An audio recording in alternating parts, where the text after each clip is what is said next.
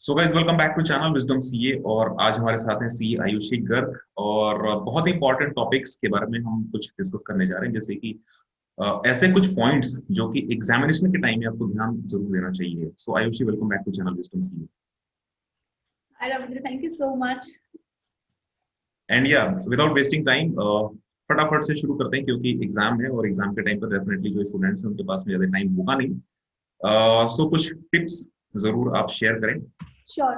So, first of all this, to all the students, I'm going to give you some 4-5 things which you should keep in your mind while going for examination और exam में कैसे आपको strategy prepare करने चाहिए उसके regarding tips है। तो सबसे पहला चीज ये कि when you go to examination hall, carry your water bottle, that is must. बहुत बेसिक है लेकिन ये भूलने का चांसेस होता है, तो don't do that, carry your water bottle. लेकिन उसके साथ ही keep that in your mind कि आप ज्यादा पानी ना पिए एग्जाम में। Of course you will feel thirsty, थोड़ा टेंशन होता है, पानी की प्यास लगती है, लेकिन आप थोड़ा थोड़ा सिप्स ले, ज्यादा पानी ना पिए, because if you have to go to washroom in between your examination it will easily take 10 minutes of your time, because examination halls they are huge. जो कॉलेजेस होते हैं टाइम बड़े टाइम बड़े, बहुत कम होता है एग्जाम में, एक एक मिनट इंपॉर्टेंट है। यस, तो उतना पानी ना पिए कि आपको you have to rush to washroom. थोड़ा थोड़ा पानी पिए and to keep your throat wet, कि आपको ज्यादा प्यास ना लगे और आपको पानी ना पीना पड़े। उसके लिए carry candies with you, you know orange candies. I remember हम लोग ऑरेंज कैंडीज लेकर के जाते थे एंड वो हम लोग रखते थे माउथ में, so that we don't feel thirsty. ये एक चीज है। Still if in between you have to go to washroom, don't be worried about it. In next point I will cover how you can manage that time. Now second thing जो इस exam के लिए काफी ज्यादा applicable है, important है, वो ये है कि students they have to wear mask. तो I know it's very uncomfortable to wear a mask especially when you have to wear it for 3 hours continuously. तो जो लोग स्पेक्स पहनते हैं उनको भी थोड़ा प्रॉब्लम होता है, तो उनका जो फॉग आ जाते हैं स्पेक्स में। ब्रेथ होता है उसको फॉग आ जाता है। सो उसके लिए there is no alternate to it, you will have to wear mask, you have to take care of your health comes first. But what you can do is you still have 5 days with you, you can start wearing mask so that you are in practice of writing paper and with wearing mask, it's not like occasional thing। हाँ, थोड़े मतलब थोड़े first time ऐसा ना हो कि first time भी आप एग्जाम में मास्क पहन करके एग्जाम दो, तो that will feel definitely uncomfortable. Very uncomfortable. वो 4-5 तो दिन अगर अगर आपने आप प्रैक्टिस। हाँ 2-4 दिन प्रैक्टिस कीजिए, और अगर आपको लगता है एक पर्टिकुलर मास्क आपको प्रॉब्लम दे रहा है, आप अनकंफर्टेबल फील कर रहे हैं, तो 2-3 तरह के मास्क ट्राई कीजिए। तो आपको आइडिया लगेगा कि कौन से मास्क में आप ज्यादा कंफर्टेबल हो पा रहे हैं। So utilise this time, start practising it now.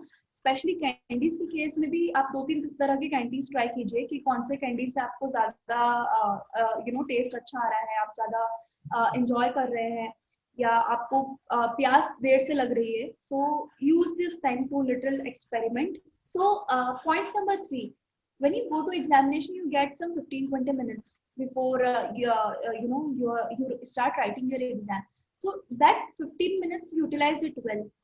so उसमें क्या होता है, we read some question and then we get stuck, oh shit इसका आंसर तो हमें आता ही नहीं, अब हम क्या करेंगे। so the idea is not to start thinking about the answers of questions, you should only focus on कि कौन सा क्वेश्चन पहले करना है, कौन सा क्वेश्चन बाद में करना है।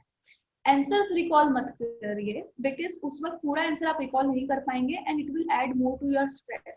Simply you go through all the questions, read them and see कि कौन कौन से क्वेश्चंस फैमिलियर है, कौन कौन से क्वेश्चंस आप अटेम्प्ट कर सकते हो, किन क्वेश्चंस का आंसर है आपके पास, क्या आंसर है वो नहीं सोचना है। सो उस तरह से यू प्रायोरिटाइज कि हाँ question number 1 I do, then I attempt question number 3, then 5 and then last में मे बी क्वेश्चन नंबर 2 और 4, जैसा भी आपको लगता है। सो ये एक बहुत इंपॉर्टेंट चीज है। फर्स्ट 15 मिनट्स में don't think about answers, only read questions and see which questions you can attempt better, उनको आप पहले कीजिए। Ayushi, one thing is there, what do you think means जो स्मॉलर क्वेश्चंस हैं, जैसे कि 4 नंबर 5 नंबर के क्वेश्चंस और 16 मार्क्स क्वेश्चंस, तो पहले कौन से क्वेश्चंस करने के लिए ज्यादा अच्छा होता है, लाइक 16 मार्क्स क्वेश्चन और 4 मार्क्स क्वेश्चंस? सो यहाँ पे मैं बोलूंगी फोकस क्वेश्चन के मार्क्स से ज्यादा आपका कॉन्फिडेंस लेवल पे होना चाहिए। हाँ अगर ये है कि मुझे 16 मार्क्स का क्वेश्चन भी आता है, मुझे 4 मार्क्स का क्वेश्चन भी आता है, तो of course I will go for 16 marks के questions. But again at the same time 4 marks के क्वेश्चन में मुझे लेट्स से 2 मिनट लग रहे हैं और 16 मार्क्स की क्वेश्चन में मुझे पूरा आधा घंटा 40 मिनट्स लग रहा है, सो ऐसे केस में I focus on the marks I am going to score with respect to the time I am giving. Exactly So वहां पे थोड़ा सी इनिशियल, आई थिंक जो इनिशियल के आधे घंटे जो टाइम होती है उसमें कॉन्फिडेंस थोड़ा सा कम होता है डेफिनेटली। मतलब अगर पहला पेपर या सेकंड पेपर, फर्स्ट और सेकंड पेपर है, तो वहां पे थोड़ा सा कॉन्फिडेंस तो मतलब आधे घंटे तो वैसे ही रहेगा। By the time you do not complete your 30 और 35 मार्क्स क्वेश्चन, तो कॉन्फिडेंस भी नहीं आएगा। आई थिंक कि जो 4 मार्क्स के क्वेश्चन होंगे, 5 मार्क्स के क्वेश्चन होंगे, that will be little simpler than 16 marks question. और 16 मार्क्स क्वेश्चन थोड़े से लेंथी भी होते हैं। सो आई थिंक कि उसमें मतलब टेंशन भी होता है कि यार हाँ, मैंने 1 घंटे में सिर्फ एक ही क्वेश्चन करा और या बीच में आधे अगर घंटे में बीच में अगर क्वेश्चन कोई करा। गलत भी, अगर कुछ पॉइंट, अगर एक दो पॉइंट अगर गलत हो जाते हैं तो you will wrong complete your question, तो वहां पे टाइम भी हाँ, काफी वेस्ट हो जाएगा। यहाँ पे मैं सोचती हूँ कि ये पर्सनल जजमेंट यहाँ पे ज्यादा मैटर करेगा। देयर इज नो राइट और wrong in this, it's completely up to you कि आपको क्वेश्चन कितने अच्छे से आता है, आप उस क्वेश्चन को सॉल्व करने में कितना टाइम लेने वाले हैं। ये दो फैक्टर्स होंगे which you should keep in your mind while prioritising you know the order of questions. And एक और बहुत इंपॉर्टेंट चीज मैं बोलूंगी, not just prioritising the order of questions but you should also have target कि हाँ मुझे फर्स्ट 50 मिनट्स में ये 3 क्वेश्चन करना है, नेक्स्ट 50 मिनट्स में ये 3 क्वेश्चन करना है, और यू नो नेक्स्ट 50 मिनट्स में फिर ये क्वेश्चन करना है। सो अराउंड 180 मिनट्स का आपका 3 आवर का पेपर होता है and you should have 50 minutes का 3 स्लॉट्स आप लेते हैं, so you are completing your paper in what 150 minutes, right? या सो आपके पास you will have that margin का 30 मिनट्स। तो अगर मान लिया आपने उसको 160 मिनट में भी पूरा क्वेश्चन पेपर अगर आप कर देते हैं, तो लास्ट में आपके पास 20 मिनट्स का बैंडविड्थ होता है to check the question, to work on the presentation of question. और उससे ये होता है कि अगर आपको let's say if you have to take a break, you have to go to washroom, so you don't feel very stressed. You'll say कि okay, instead of 20 minutes I'll have at least 10 minutes because washroom जाना भी important है, you should हाँ, avoid, but नहीं होता है तो please go with it. But हाँ, if you have a strategy कि I am writing my paper as per my targets, I am fulfilling my targets, I am on time, तो आपको इतना ज्यादा स्ट्रेस भी नहीं आएगा। सो 15 मिनट्स जो है उसको यूटिलाइज कीजिए, प्रायोरिटाइज कीजिए, प्लान कीजिए कितने टाइम में कितना पेपर होना चाहिए and then you track your progress. I think कि नाउ एक दो पेपर्स में थोड़ी सी इशू आती है, जैसे कि सीए इंटर में देखें तो अकाउंट्स का पेपर है, अदरवाइज सीए फाइनल में एफआर का पेपर है, और टाइमिंग की थोड़ी सी इशू होती है, क्योंकि आई थिंक कि पेपर इतना लेंथी होता है कि 70-80 मार्क्स करते करते 3 घंटे बीत जाते हैं। यस और इन यस, पेपर्स में थोड़ी सी इशू आती है because questions are so lengthy, तो हाँ guys it's very important that you hmm, keep a track of time, क्योंकि एग्जाम हॉल में कैसे टाइम निकलता है यू विल नेवर नो। 3 घंटे अगर आप डेडिकेटेडली अगर आप बैठ सकते हैं, so do that. Otherwise, if that is very important to go outside, then you must go. Yeah, you yes, cannot avoid, then you can go it. you cannot avoid nature's call, so that is one thing. Also the last and the most important thing जो रहता है, बहुत से बार difficult paper आ जाते हैं and students loser हो कि यार इस पेपर में तो हम पास हो ही नहीं सकते। लाइक आई रिमेम्बर मेरा 2016 अटेम्प्ट था मेरा, एंड उस वक्त पे हमारे अटेम्प्ट में लॉ का पेपर बहुत डिफिकल्ट आया था। लाइक जो क्वेश्चन, जो टॉपिक्स कोई बच्चे पढ़ते नहीं है, उन टॉपिक्स में से 8 16 मार्क्स क्वेश्चन आ रहे थे and all of us were confuse कि ये कहाँ से क्या पेपर आया है। And there were some questions we didn't even know कि ये कौन से टॉपिक्स आया है, कौन से सब्जेक्ट, मतलब अलाइड लॉ है कि कॉर्पोरेट लॉ है, no clue about it. Unexpected so paper था। अनएक्सपेक्टेड पेपर था, और ऐसे 1-2 पेपर्स तो होंगे ही होंगे, लाइक गारंटीड इंस्टीट्यूट के 1-2 पेपर्स ऐसे होते ही हैं। लेकिन गुड न्यूज इज जितना ज्यादा डिफिकल्ट पेपर होगा, जितना ज्यादा अनएक्सपेक्टेड पेपर होगा, उतना ही चेकिंग अच्छा होगा। ये फैक्ट है, ये फैक्ट है, उतना ही चेकिंग अच्छा होगा और उस पेपर में आपके फेल होने के जो चांसेस है वो बहुत कम हो जाते हैं। जो जितना डिफिकल्ट, जितना अनएक्सपेक्टेड पेपर है, बी मोर हैप्पी कि चलो यार इस पेपर में तो मैं, मेरे पास होने के चांसेस ज्यादा है वहां पे बिकॉज कॉन्फिडेंस रोल प्ले करेगा, कॉन्फिडेंस हाँ। Will play the role.